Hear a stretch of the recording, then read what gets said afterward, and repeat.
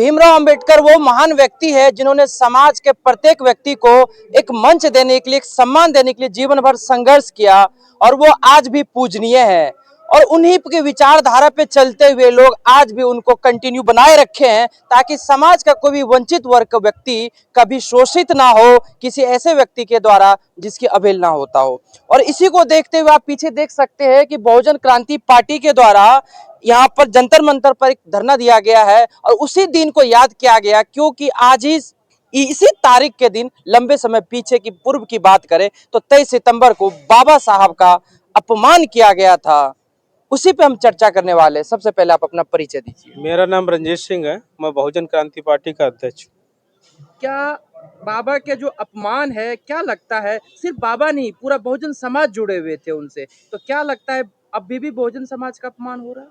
बिल्कुल हो रहा है। अभी नजदीक में देखिए, एक मनुष्य दूसरे मनुष्य का अपमान कर रहा है, उसके मुंह में मूत रहा, उसकी शादी होने जा रही है और उसमें घोड़े पे नहीं चढ़ने दे रहे हैं। पूरा पूरा जिले का फोर्स लगाना पड़ रहा है तब उसकी शादी हो पा रही है। ऐसी घटना तमाम हो रही। मैनपुरी में मंदिर में घुसने नहीं दिया जा रहा।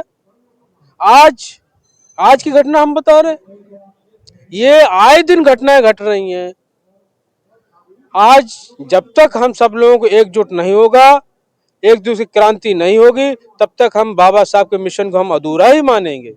आज हर बहुजन साथी जो मेहनत और सर्वहारा से जुड़ा हुआ है, आज के दिन संकल्प ले कि देश में जातिवाद का समूल नाश करेंगे। एक बाबा साहब रोए थे जो फुट फुट कर रोए थे और हम लोगों को प्रेरित किए कर रहे थे। हमारे जो देवता हैं, जो हमारे हृदय में विद्यमान है बाबा साहब, उनके मिशन और अधूरे को हम संकल्प लेते हैं कि उनके पूरा करेंगे हम। बाबा साहब के उस घटना को थोड़ा विस्तार से बताएंगे ताकि हमारे दर्शक भी जान सके। बाबा साहब भीमराव अंबेडकर जी जो बड़ौदा के राजा थे, सयाजी राव गायकवाड़ जी, उन्होंने ये कहा था कि हम आपको पढ़ने के लिए आर्थिक सहायता करेंगे, लेकिन आपको हमारे यहाँ नौकरी करनी होगी। उन्होंने कहा ठीक है। उन्होंने उनकी सहायता की और बाबा साहब जी विदेश में पढ़ के आए और जैसे ही आए उनके सामने आए, उन्होंने कहा मैं तैयार हूँ। तो उन्होंने कहा कि हम आपको सेना का सचिव बनाते हैं। जैसे सेना के सचिव बने तो वहाँ पे जो जातिवाद से प्रेरित थे, जो छोटे छोटे पदों पे थे, चपरासी जैसे लोग, उनकी जो फाइलें थी बहुत दूर से फेंक देते थे। उन्हें हाँ, इतना छुआछूत हावी था। जो इतना बड़ा सचिव बनाया गया था उसे छोटे छोटे जो पदाधिकारी थे, चपरासी जैसे लोग, उन्हें फेंक देते थे, उन्हें पानी नहीं पिलाते थे, बहुत अपमानित करते थे। उन्हें उस समय में किसी ने कमरा उन्हें किराए पे नहीं दिया। तो बाबा साहब जी ने पारसी धर्मशाला में ठहरे, वहाँ रुके, उन्हें सामान। लेकिन जैसे पारसी लोगों को पता चला कि एक अछूत हमारी धर्मशाला में ठहरा हुआ है, इतना बड़ा योग्य विद्वान होने के बाद भी पारसी लोग आए, उनका अपमानित किया, उनका सामान सड़क पे फेंक दिया। इसीलिए आज भी आप विरोध करें। क्या लगता है आपको कि ये अभी भी हावी है या काफी कुछ बदल चुका है वर्तमान में? जातिवाद की दिशा में आज तक एक लाइन तक नहीं हो पाई। आज आप किसी से भी पूछिए कि भाई साहब आप कौन है, अपना परिचय क्या है, तो वो सबसे पहले अपना नाम बताएगा, पीछे अपनी जाति का टाइटल बताएगा कि हम ये हैं। तो कहाँ जाति की बात खत्म हुआ? क्या लगता है जातिवाद जो ये प्रथा है इसको खत्म कर देना चाहिए ताकि सभी में समानता आ जाए? बिल्कुल। हमारा जो देश गुलाम हुआ जातिवाद के कारण हुआ। भाई मुट्ठी भर के अंग्रेज आए या जो भी आक्रांता इस देश में आया, उनकी संख्या कितनी थी? अगर हम सब लोग पत्थर भी मार देते तब भी मर जाते। हमारा इतना विशाल भारत देश और छोटे से मुट्ठी भर के लोगों के कारण हम गुलाम बने रहे। अगर आप समीक्षा करेंगे तो इसका मूल कारण सिर्फ जातिवाद आएगा। क्या इस जो ये विडंबना है इसको खत्म करने के लिए क्या आप लोग क्या रणनीति अपना रहे हैं ताकि चाहे उच्च वर्ग का हो या दलित हो, किसी में भी मतलब जो असमानता ना रहे, समानता आ जाए, इसके लिए क्या पहल कर रहे हैं आप लोग? सबसे पहले लोगों को समझना चाहिए कि जब तक कारपोरेट राज रहेगा देश में, कारपोरेट राज की नीति होती है समाज खंड खंड में बटा रहे। जब तक कारपोरेट राज रहेगा तब तक जातियां मजबूत होती रहेंगी और जातियां कभी खत्म नहीं होंगी। जनता से निवेदन है कि कारपोरेट राज की हत्या कर दें और समाजवाद की स्थापना करें। समाजवाद स्थापित होते गए जातियां अपने आप विलुप्त होती जाएंगी। वर्तमान में तो व्यक्तिवाद ही हावी है, आप उसके विपरीत जाने के कैसा लगता है आपको? कुछ परिणाम अच्छा आएगा इसका? वो हमने बोला ना, कारपोरेट राज जो है वो व्यक्तिवाद की तरफ आगे बढ़ाता है, किसी एक व्यक्ति को आगे बढ़ाता है और वहाँ पे उसकी नीतियों को आगे बढ़ाता है। वो हर तरीके से, यानी भगवान बुद्ध ने भी कहा आर्थिक विषमता कोख से अन्य विषमताएं उत्पन्न होती हैं, उसमें ये भी विषमता है। और ये तमाम विषमता अगर खत्म करना है तो देश में समाजवाद की स्थापना करनी होगी। देखिए, चलिए हम समाजवाद की बात कर रहे हैं, आप अपना उस जो कार्यकलाप है आप जो कंटिन्यू रखें, अपने विषय में उस चीज को विस्तार से बताइए, ताकि कहीं ना कहीं आपने एक फिर से एक नींव रखा है बाबा के पद चिन्हों पे चलकर। आप क्या क्या कर रहे हो उसके विषय में बताइए। आज हमारा ज्ञापन का सिर्फ दो मांगे प्रमुख रूप से हैं।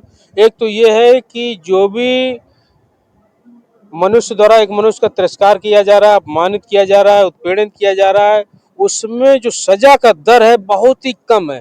जो सजा इसमें इस समय देश में अभियोजन द्वारा दी जा रही है वो 20 से 22% है, यानी 80% लोग इस अपराध से मुक्त हो जाते हैं। तो समाज में संदेशा ये पहुंचता है कि इस धारा में सजा आ सुलह समझौता कर लेंगे। तो सरकार से निवेदन है, इस अपराध में SC/ST अत्याचार निवारण अधिनियम में कम से कम 80% सजा होनी चाहिए। तो समाज में एक दूसरे का जो जाति शोषण करते हैं, अपमान करते हैं, वो खत्म होगा, कानून का भय प्राप्त होगा। दूसरा हमारी एक प्रमुख मांग है कि समाज में एक दूसरे से बाहर, जातियों से बाहर जो भी विवाह करे उसे पुरस्कार दिया जाए। आज का मूल उद्देश्य हमारा धरने का ये है। तो ये ज्ञापन के माध्यम से भारत सरकार को हम भेज रहे हैं, भारत सरकार से मांग करते हैं कि इस उद्देश्य पे काम करें। आप अपने क्षेत्र में क्या क्या काम कर रहे हो इसके विषय में हमारे दर्शकों को बताइए। जैसा कि लगातार हम गांव-गांव जा रहे हैं, लोगों को तैयार कर रहे हैं और इसकी जातिवाद की जो समूल नाश है, समाजवाद के विषय में बता रहे हैं। समाजवाद में तमाम अन्य शाखाएं आ जाती हैं, जैसे शिक्षा। देश में एक समान शिक्षा, एक जैसी शिक्षा, एक चाहे राष्ट्रपति हो, प्रधानमंत्री हो, चाहे चपरासी हो, मजदूर हो, किसान हो, एक जैसी शिक्षा मिले, एक छत के नीचे शिक्षा मिले, एक जैसा शिक्षा का स्तर हो, तो उसमें भी समाजवाद आएगा, समान। अभी क्या है, जितने भारत सरकार के मंत्री उनके बच्चा कहाँ विदेशों में पढ़ रहे हैं, और जो उद्योगपति उनके बच्चे कहाँ पढ़ रहे हैं, एक जो मजदूर का बच्चा कहाँ पढ़ रहा है, और जो मजदूर के जो बच्चे जो टीचर पढ़ा रहा है उसके बच्चे क्यों नहीं उस स्कूल में पढ़ रहे हैं, जो विधायक जनता के वोट से जीतता है उसके बच्चे क्यों नहीं उसमें पढ़ते। भाई देश तो एक हमारा परिवार है, तो सब लोगों के एक जैसी शिक्षा क्यों नहीं। जाति के साथ साथ आर्थिक समानता भी जरूरी है। बिल्कुल बिल्कुल, आर्थिक समानता जब तक नहीं होगी वो तो उसकी शाखा है जातिवाद। अगर समूल नाश करना है तो समाज विषमता खत्म करनी है तो समाजवाद की स्थापना करनी होगी। चलिए, बिल्कुल। आप क्या कहना चाहते हैं? नहीं, मैं कहना नहीं चाहता। मैं अभी इस विषय में मैं उत्तर प्रदेश महासचिव रामचंद्र जी। और उत्तर प्रदेश के अंदर मैं यही चाहता हूँ कि बढ़ती हुई बेरोजगारी को रोकी जाए, गरीबों की मजदूरियों को विचार किया जाए। उस पर कोई चर्चा नहीं होती कि उनकी मजदूरी क्या बढ़ रही है, नहीं बढ़ा आप रहे भी कहीं ना कहीं चाहते हैं कि लोगों को जो जी। है आर्थिक रूप से मजबूती भाई, आवश्यकता है, उसके बाद जब गरीब की मजदूरी बढ़ेगी तभी तो अच्छे स्कूल में पढ़ा सकता है अपने बच्चों को असमानता को तभी खत्म किया जी, जा सकता तभी है। किया जा सकता है। आज भारत हमारा शिक्षित नहीं है। तो क्या लगता है आपको, और बाबा आज जी के राज में ये सब चीजें नहीं हो रहा है? नहीं, अभी तो मेरे को वहाँ उत्तर प्रदेश में कोई ऐसा नहीं समझ में आ रहा। मजदूरी कितनी कम है, लोग बाग काम करवा लेते हैं, पैसा ही नहीं दे रहे हैं, गरीब उसमें परेशान है। तो भाई शिक्षा को बढ़ाना है तो गरीबों की मजदूरी के भी विचार सरकार को करना चाहिए। बिल्कुल। भाई हर चीज पे घटा रहे हैं तो आप उस पर भी विचार करिए। कहीं ना कहीं जातिवाद के साथ साथ आप सभी का मेन मोटिव है कि आर्थिक स्थिति भी मजबूत हो। जी सर, आप क्या कहना चाहते हैं? आप आगे आइए। क्या नाम हो आप, कहाँ से? मेरा नाम हजारीलाल मीणा, राजस्थान से, झुंझुनू डिस्ट्रिक्ट से। जी। क्या कहें, तो सरकार ही ऐसी है, ऊपर से नीचे तक भ्रष्ट ही भ्रष्ट है। अभी झारखंड के अंदर 7 बच्चे खत्म हुए छत के नीचे दब गए सरकारी स्कूल के अंदर। उनको 5 बकरी और 1 बकरा दिया है एक ही बच्चे को। ये 75 साल का पहला रिकॉर्ड टूटा है। और जो प्लेन से मरते उनको करोड़ रुपए देती थी सरकार। तो ये कहाँ की न्याय है? न्याय तो नहीं। कहीं गरीबों के साथ आज भी अन्याय हो रहा है। बिल्कुल हो रहा है, यही हो रहा है। और क्या क्या कहना चाहते हैं? सर, मेरा नाम आनंद कुमार, सभी दर्शकों को राम राम।